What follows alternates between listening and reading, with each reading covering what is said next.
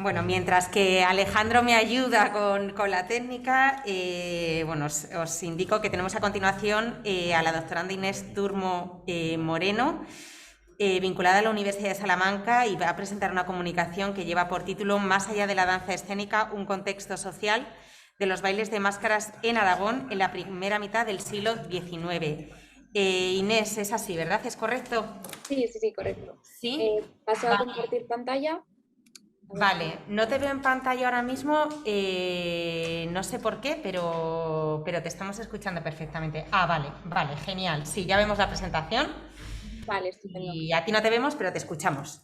Sí, Cuando quieras. bueno, pues muchas gracias por la presentación. Quiero dar también la enhorabuena a Javier y al equipo por la propuesta que acaban de comentar. La verdad es que es muy interesante, tengo muchas ganas de saber más. Y bueno, la verdad es que yo propongo una cosa, un cambio de tercio, ¿no? Porque mi idea es contextualizar un poco la realidad social que ocurría en España fuera de esa danza escénica y cómo también los bailes sociales, y en este caso bailes de máscaras que voy a comentar, potenciaban esa relación con la danza del público de, en este caso, del siglo XIX. Como tengo poco tiempo, pues voy a hacer un contexto bastante breve que ya pues será ampliado en el artículo correspondiente a esta propuesta oral. Bueno, como imagino que sabrán, el desarrollo de los bailes de máscaras en España estuvo condicionado pues ya desde antes del siglo XVIII por los vaivenes políticos y culturales que afectaban el país, sucediéndose una gran cantidad de prohibiciones y celebraciones hasta bien entrado el siglo XX. Tras la Guerra de Independencia y del periodo de gobierno francés en España, el género de los bailes sociales y especialmente los de carnaval, de los que hablaré hoy, experimentaron un auge que dejaron de lado esas constantes prohibiciones del siglo XVIII. Aunque la vuelta de Fernando VII trajera nuevamente prohibiciones similares, el gobierno francés supondría un antes y un después en esas diversiones públicas, y las nuevas sociedades burguesas, hijas de esas primeras revoluciones industriales, requerirían nuevos formatos de ocio, entre los que destacaron sin duda los bailes populares. Al igual que en el resto de España, los bailes de máscaras estarán presentes en Aragón y especialmente en la ciudad de Zaragoza, intermitentemente durante todo el siglo XVIII. Sin embargo, se encuentran pocas fuentes relativas a los mismos hasta la década de 1820, cuando concretamente en Zaragoza se implantaran estas máscaras en el recién inaugurado Coliseo casi indefinidamente hasta los años 30 del siglo XX.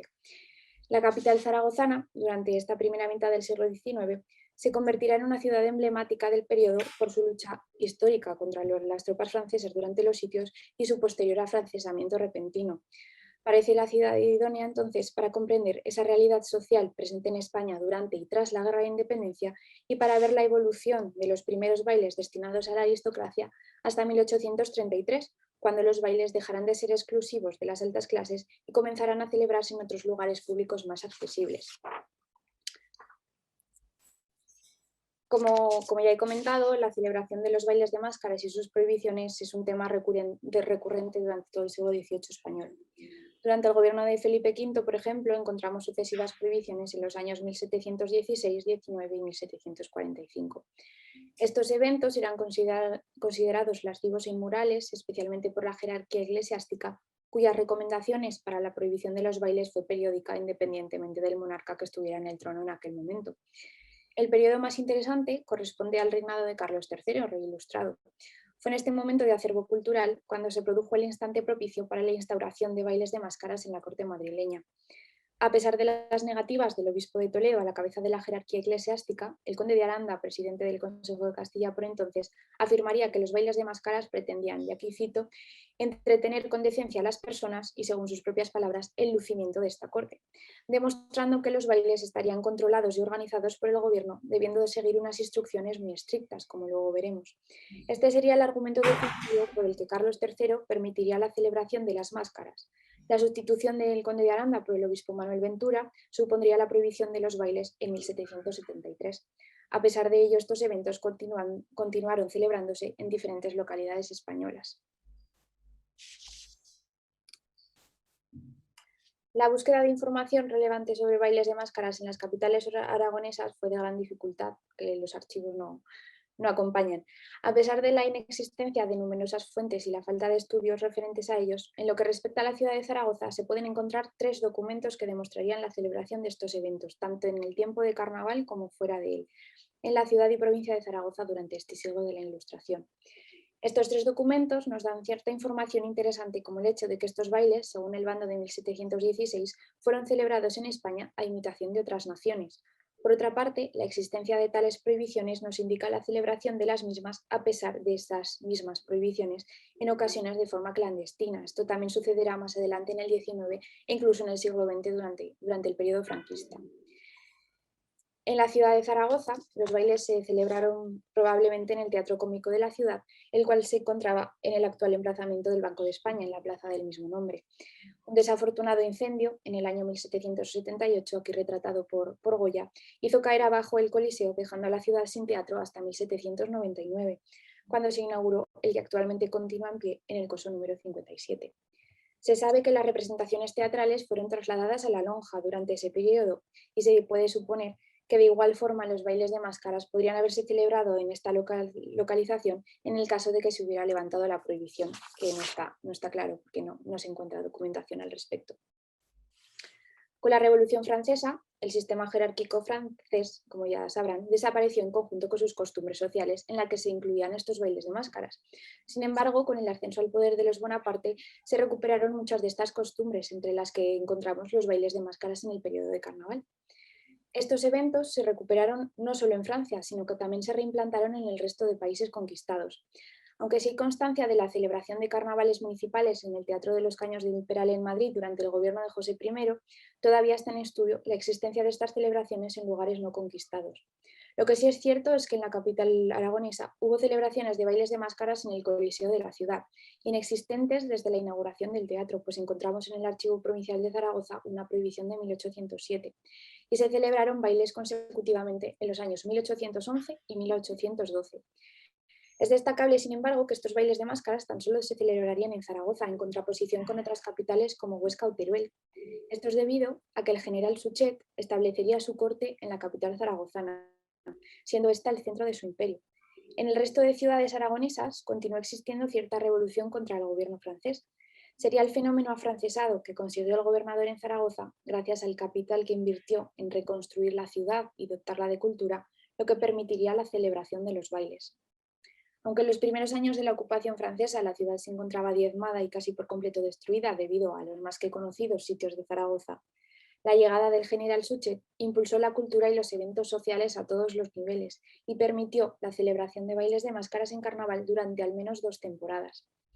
El precio de la entrada era de 10 reales de vellón por persona y estaba dedicado a la aristocracia, especialmente a esos franceses trasladados que llegaron durante la guerra y la posterior ocupación, aunque el interés de estos en volver a los españoles a favor del nuevo sistema pudo hacer que se potenciara la invitación a la nobleza aragonesa, que todavía seguía viva en la capital. Al año siguiente desaparecen los registros de la celebración de estos eventos hasta 1821. Con la vuelta al absolutismo y durante todo el sexenio posterior en el que Fernando VII recuperaría el trono, sospecho que los bailes fueron nuevamente prohibidos, teniendo en cuenta la especial persecución a los afrancesados que se llevó durante este periodo.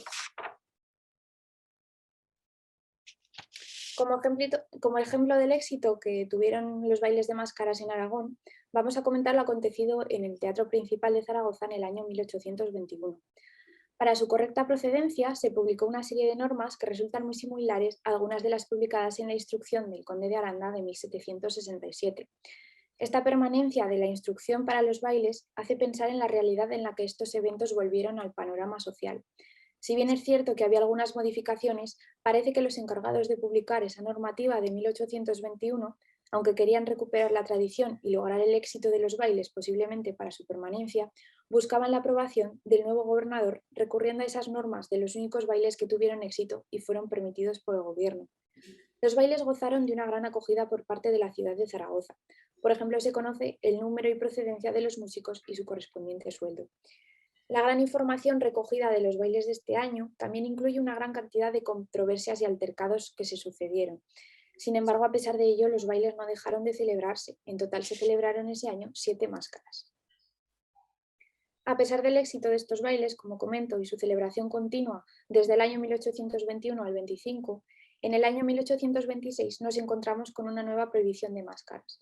aunque al parecer no tuvo mucho éxito porque realmente se encuentran documentos referentes a pleitos contra mozos o llamadas de atención al alcalde de Huesca por la celebración de otro tipo de máscaras. Desde el año 23 volvería a estar en el poder, como ya sabemos, Fernando VII, iniciando esa década ominosa. Aunque en este caso la prohibición parece no tener mucho que ver con el vaivén político, pues resulta extraño esa demora de la prohibición durante 2 temporadas, es cierto que hasta el año 1833, momento en el que comienza la regencia de María Cristina, no aparecen de nuevo noticias sobre la celebración de máscaras en el diario de Zaragoza. Será a partir de ese año, en el 33, cuando los bailes de máscaras no sufrirán ninguna interrupción hasta el año 1937. Es curioso que a partir del año 34 aparezca en la sección de noticias particulares de Zaragoza, junto a las crónicas del teatro, la notificación de la realización de otros bailes en la Plaza de Toros de la Misericordia, con una entrada de un real de vellón. El patrón se repetiría los años siguientes, comenzando las máscaras en la Misericordia a las 2 o 3 de la tarde y finalizando sobre las 5, 5 y media. A las 9, el que quisiera podría acudir también al baile de máscaras del Teatro Cómico. Sin embargo, la gran diferencia de precios entre ambas localidades da a entender que los bailes celebrados en la Plaza de Toros estaban destinados a las clases sociales inferiores. Además, la diferencia de hora de ambos bailes, más que para evitar competencia, podría ser simplemente por la climatología de los meses de carnaval, ya que al encontrarse la Plaza de Toros al aire libre, pues no sería práctico realizar esos bailes nocturnos. También la música era diferente en ambos bailes, pues aunque en el teatro todavía se localizaban pequeñas orquestas, en la Misericordia la música estaba a cargo de las bandas militares, lo que implicaría también una diferencia en los estilos coreográficos que se realizaban en ambos bailes. La existencia de bailes de máscaras en 2 emplazamientos distintos a diferentes precios nos muestra la cada vez mayor popularización de estos bailes. A partir del año 1836, mientras que el teatro continuó celebrando los domingos previos y los días de carnaval, en la Plaza de Toros se empezó a aumentar la realización de los mismos, celebrándose también los jueves dentro del periodo de carnaval. A primera vista, esto no supuso ninguna competencia entre ambas localizaciones, pues el precio continuó siendo el mismo. En cambio, en las notas referentes al teatro podemos ver una nueva línea en la que da a entender que el éxito de los bailes de la Misericordia, frente a ese éxito, el teatro buscó darse algún tipo de prestigio. Un nuevo obstáculo apareció en la celebración de bailes de máscaras del teatro cuando aparecieron los llamados en Zaragoza bailes nacionales, que también se celebrarían en el tiempo de carnaval, desde las 8 de la tarde a las 2 de la mañana, complementándose con los bailes de la Real Casa, pero solapándose con los del Coliseo. Sin embargo, estos se celebraron únicamente el jueves, al igual que los primeros, excepto en el año del 36, que se celebraría también el domingo.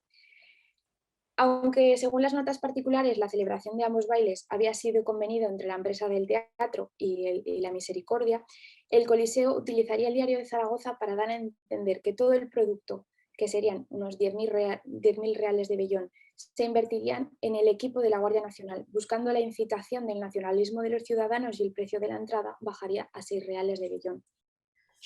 A pesar de estos devenires del Teatro Cómico de Zaragoza, los bailes se continuaron celebrando sin descanso durante las décadas posteriores, encontrando notas y carteles como este que podemos ver aquí, referentes a los bailes hasta bien entrado el siglo XX. De igual modo, la celebración de los bailes en diferentes espacios se trasladaría a las otras capitales aragonesas. En concreto, a partir de la segunda mitad del siglo XIX, en Huesca se celebrarían bailes de máscaras tanto en el teatro principal como sus famosos bailes paseo de la Plaza de Toros, como también en diferentes locales de las sociedades oscenses, que eran ya eventos privados. Podemos deducir que estos bailes, al igual que los movimientos sociales que se generaron a lo largo del siglo, fueron tornándose hacia lo popular, convirtiéndose en una celebración destinada a todas las clases sociales. Al mismo tiempo que la danza escénica se iba estilizando y adquiriendo nuevos matices, la danza social se fue simplificando hasta no encontrar apenas variedad entre lo popular y lo aristocrático. De igual forma, las diferentes danzas escénicas que observaba el público de Zaragoza dentro de los ballets, que por ejemplo ha comentado la doctora Hormigón de los hermanos Albert, influían en las corrientes coreográficas de los bailes de máscaras.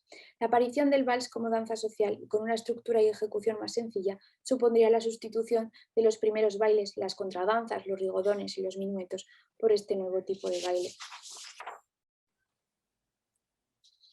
La existencia de una tradición de bailes de máscaras fuera de esas grandes capitales españolas como Madrid o Barcelona demuestra que estos eventos eran fundamentales para las relaciones sociales del siglo XIX y que por ello mismo la danza fue reconocida por todos los miembros de la sociedad como un elemento indispensable en el buen funcionamiento de la vida social.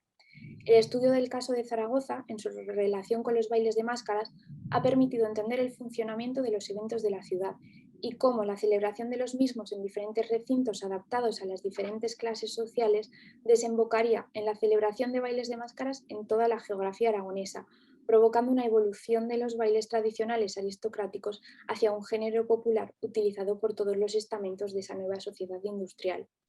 A través del análisis de las fuentes y del contexto histórico, se ha hecho evidente que la llegada de las tropas francesas a España y su permanencia durante más de 2 temporadas fueron un antes y un después en la intermitente prohibición de estos eventos, y la cada vez más revolucionaria población en busca de libertades y derechos presionaría a los gobiernos absolutistas para la recuperación de estas formas de ocio. De entre todas las manifestaciones sociales y artísticas de la sociedad aragonesa, parece que los bailes sociales, y concretamente los de máscaras, fueron uno de los más requeridos para las celebraciones de los aragoneses.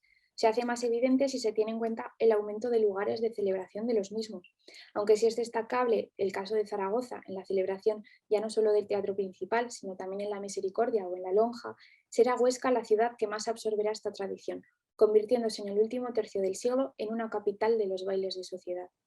Sin duda, el estudio del caso concreto de Aragón puede dar paso a la investigación en otras comunidades. La falta de atención por parte de la historiografía a estos eventos pone en evidencia la necesidad de recuperar esta parte fundamental de la vida social del siglo XIX que nos lleva a entender las relaciones sociales, no solo de las ciudades importantes, sino en las pequeñas poblaciones más agrícolas e industriales de la periferia, que también disfrutaban de este formato de ocio. De igual forma, parece importante entender la importancia de estos eventos y su influencia en la escena, pues hemos visto, por ejemplo, en la ponencia de la doctora Mera, en algunos de los ejemplos de ballets con argumento, cómo también este género social influía en la escena, creándose diferentes obras escénicas con temática de las propias máscaras. Aunque en la actualidad es evidente la pérdida de la tradición dancística popular en España, a día de hoy todavía quedan restos que no debemos ignorar, y es nuestra función recuperar para entender la evolución de las relaciones sociales a lo largo de los siglos. Muchas gracias.